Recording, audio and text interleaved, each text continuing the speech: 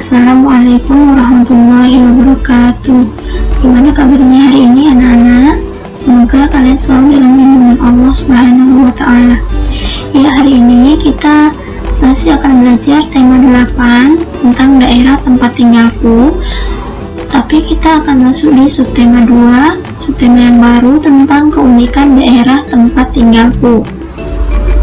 Nah, pembelajaran pertama yaitu kita akan menjelaskan mengenai tokoh protagonis dan antagonis di dalam cerita fiksi. Nah, minggu pertemuan yang lalu kita sudah belajar bahwa berdasarkan fungsi tokoh dalam suatu cerita, tokoh ini dibedakan menjadi dua, yaitu tokoh protagonis dan tokoh antagonis. Nah, tokoh protagonis adalah tokoh utama di dalam suatu cerita, sedangkan tokoh antagonis adalah tokoh yang menjadi penentang tokoh utama.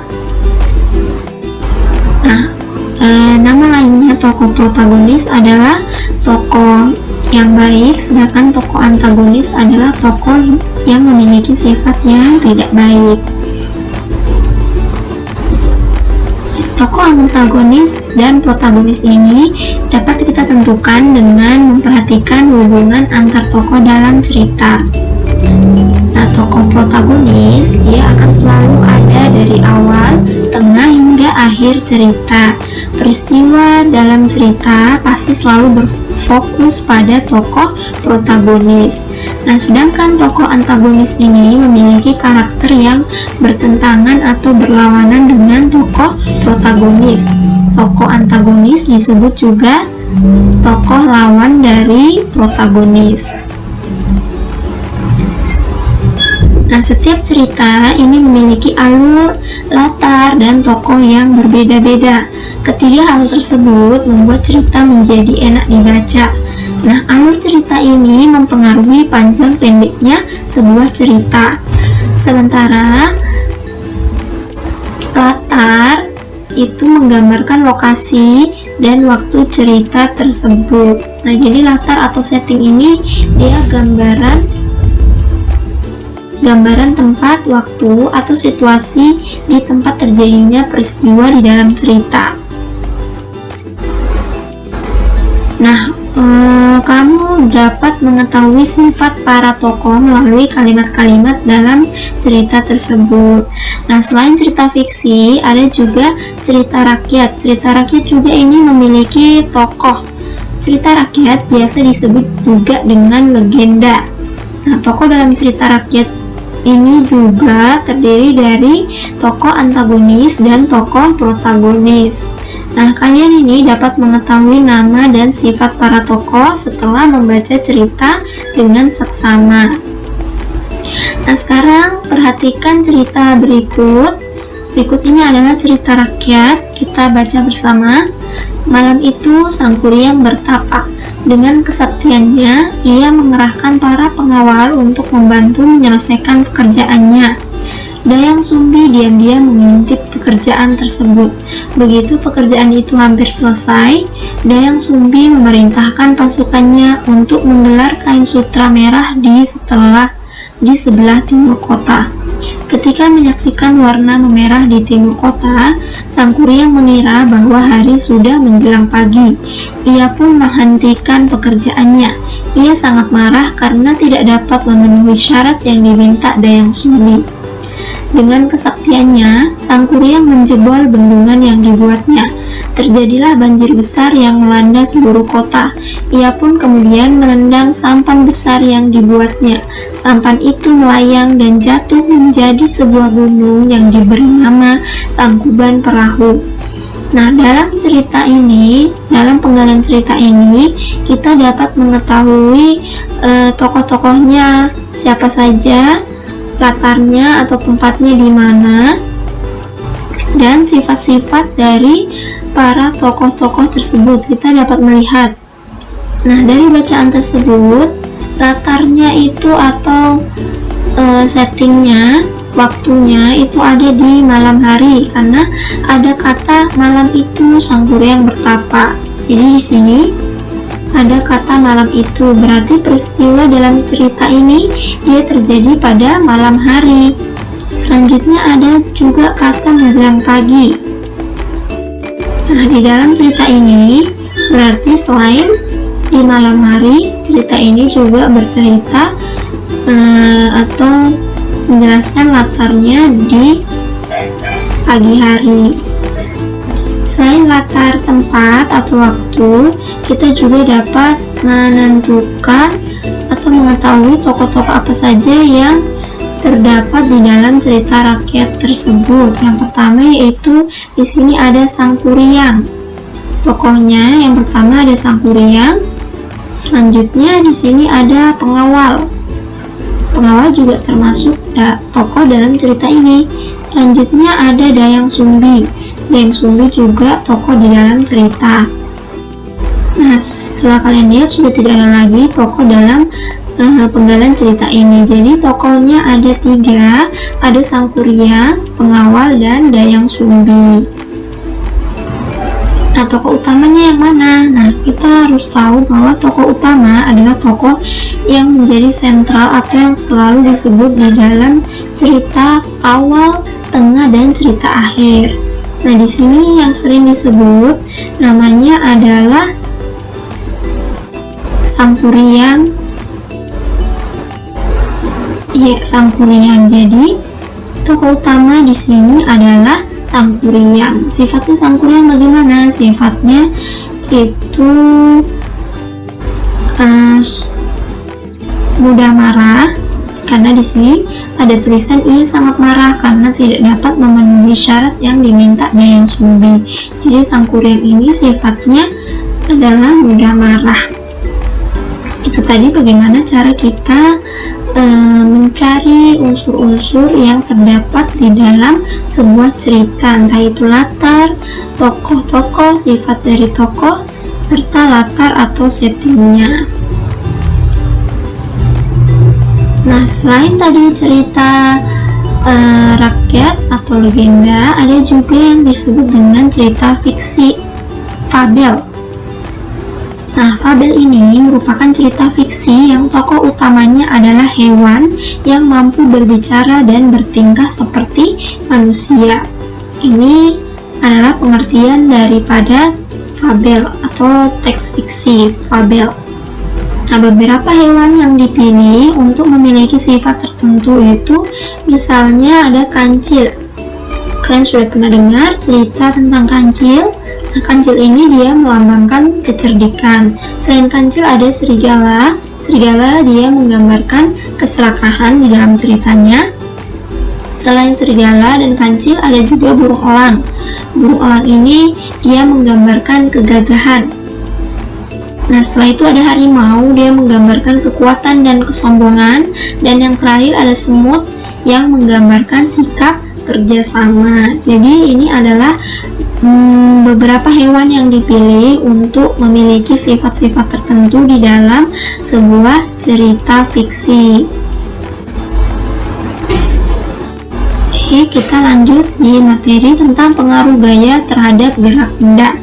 Nah, sebelum masuk materinya, kita lihat dulu, perhatikan gambar berikut. Yang pertama ini ada gambar anak sedang menendang bola. Nah, apa yang terjadi ketika bola tersebut ditendang? Nah, bola yang ketika diam setelah itu ditendang, dia akan bergerak.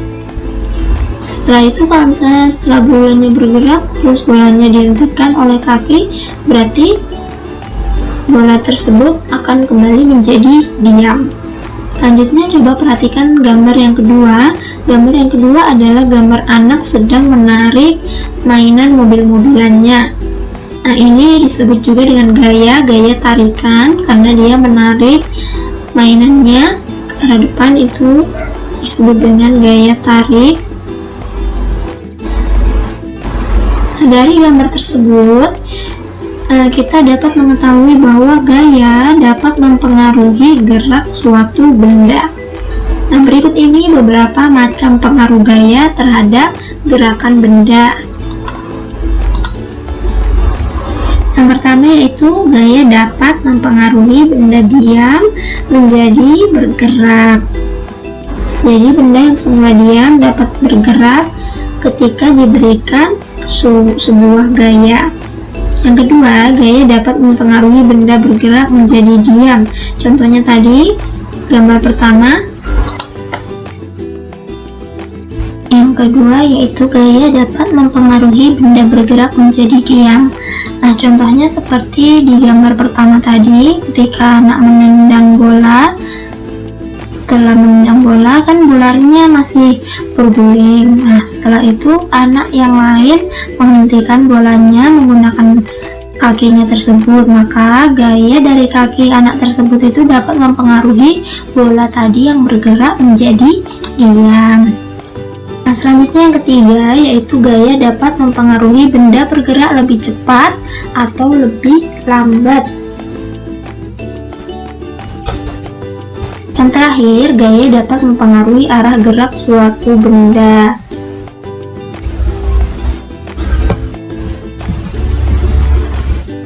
Nah, selanjutnya selain gaya otot dan gaya gravitasi, ada juga yang dinamakan dengan gaya pegas. Nah, gaya pegas merupakan gaya yang ditimbulkan oleh benda-benda pegas.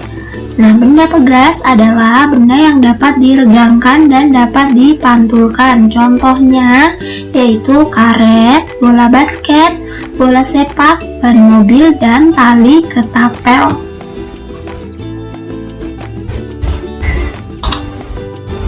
Nah, itu beberapa contoh benda-benda yang merupakan benda pegas. Nah, sekarang perhatikan gambar berikut. Ini ada anak sedang bermain trampolin. Di bawah ini namanya trampolin.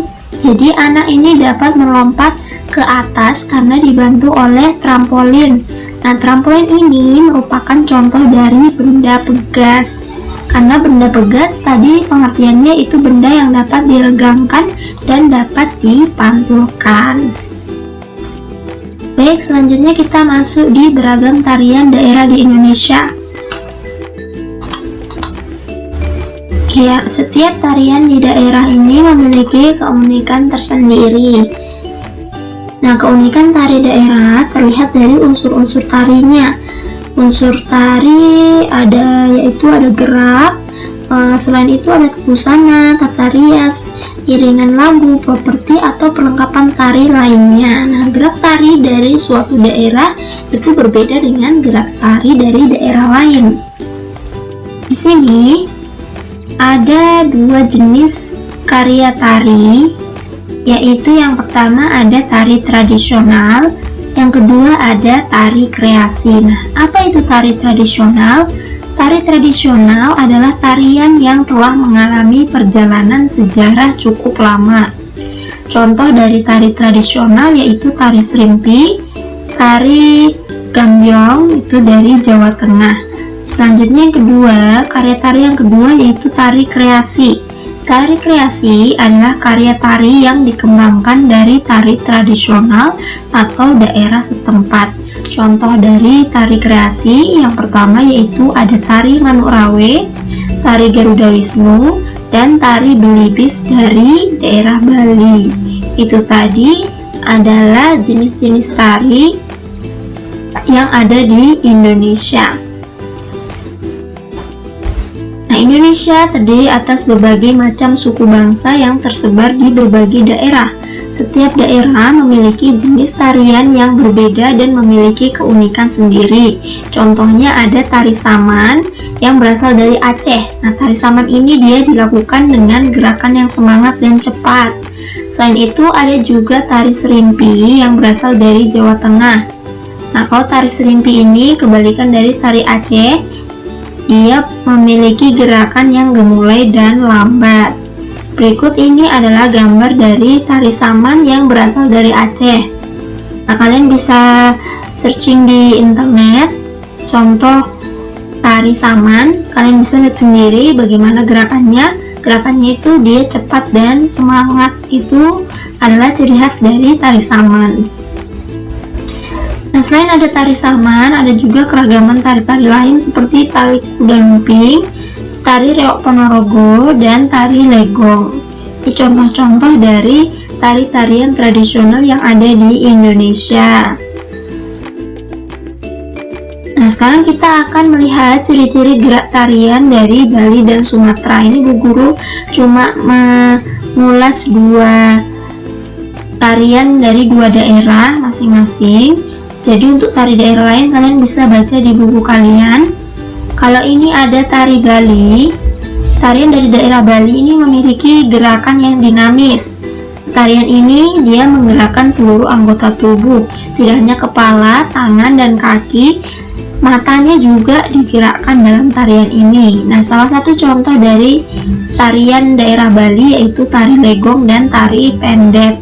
Selanjutnya yang kedua, ada tari dari Sumatera yaitu yang dikenal dengan tari saman. Nah, tarian dari daerah Sumatera memiliki gerakan yang cepat dan lincah. Tarian ini umumnya lebih menekankan gerakan-gerakan kaki atau tangan. Contohnya ada tari saman dan tari piring. Nah, kamu sudah mengenal ciri-ciri dari gerakan tari daerah. Kamu juga bisa membuat gerakan tari kreasi menggunakan lagu daerah Nusantara. Dalam memperagakan karya tari, itu ada hal-hal penting yang harus penari perhatikan. Yang pertama, yaitu harus menghafal semua gerak tarinya. Yang kedua, harus memiliki rasa percaya diri. Ketiga, menguasai tempat untuk menari. Jadi sebelum pentas itu harus menguasai tempatnya dulu, lokasinya dicek. Jadi makanya sebelum para penari itu mementaskan tariannya di depan orang banyak, dia sebelumnya harus gladi dulu, namanya gladi. Jadi dia harus menguasai tempat untuk menarinya dulu. Yang keempat, yang terakhir yaitu penari harus mampu menarik perhatian penonton. Jadi menarinya itu harus sesuai dengan tari daerahnya atau ciri-ciri dari tari daerahnya. Seperti tadi tari saman itu ciri tariannya dia gerakannya tuh bersemangat dan gerakannya cepat. Jadi itu pasti mampu menarik perhatian dari para penonton. Selanjutnya kita masuk di jenis pekerjaan berdasarkan daerah tempat tinggalnya. Sebelumnya kita sudah mempelajari tentang kegiatan ekonomi yang terdiri atas 3 tahap. Yang pertama yaitu produksi, distribusi, dan konsumsi. Bu Guru jelaskan kembali, pengertian dari produksi adalah kegiatan yang menghasilkan barang menggunakan bahan baku yang sudah tersedia. Jadi ingat ya, produksi dulu, yaitu dia menghasilkan barang. Yang kedua ada distribusi, yaitu kegiatan menyalurkan barang dari tempat produksi ke tempat tujuan. Jadi setelah diproduksi, barang tersebut disalurkan melalui proses distribusi. Selanjutnya setelah proses distribusi, masuk ke kegiatan ekonomi yang ketiga yaitu konsumsi. Konsumsi adalah kegiatan menggunakan barang. Ya, sekarang coba kalian amati gambar-gambar di bawah ini. Nah, yang pertama yaitu ini gambar produksi buku. Jadi di gambar ini ada seorang pekerja sedang memproduksi beberapa buku. Ini dinamakan kegiatan ekonomi pada tahap produksi karena dia mengolah bahan baku menjadi sebuah barang. Barangnya yaitu buku. Bahan bakunya bisa menggunakan kayu karena dia membuat kertas. Dia terbuat dari kertas. Selanjutnya, setelah memproduksi buku, kita harus mendistribusikan buku tersebut ke tokonya. Nah, ini proses distribusi.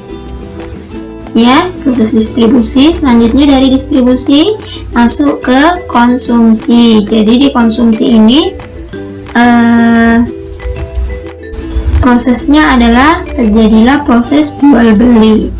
Contoh dari kegiatan ekonomi produksi yaitu ada produksi sepatu, pabrik ban, pabrik tas, pembuat kue, dan pengrajin. Jadi contoh-contoh dari kegiatan ekonomi pada bidang produksi ini contohnya seperti ini. Contohnya ada produksi sepatu, jadi dia menghasilkan benda atau barang berupa sepatu. Pabrik ban berarti dia menghasilkan benda berupa ban, dan seterusnya.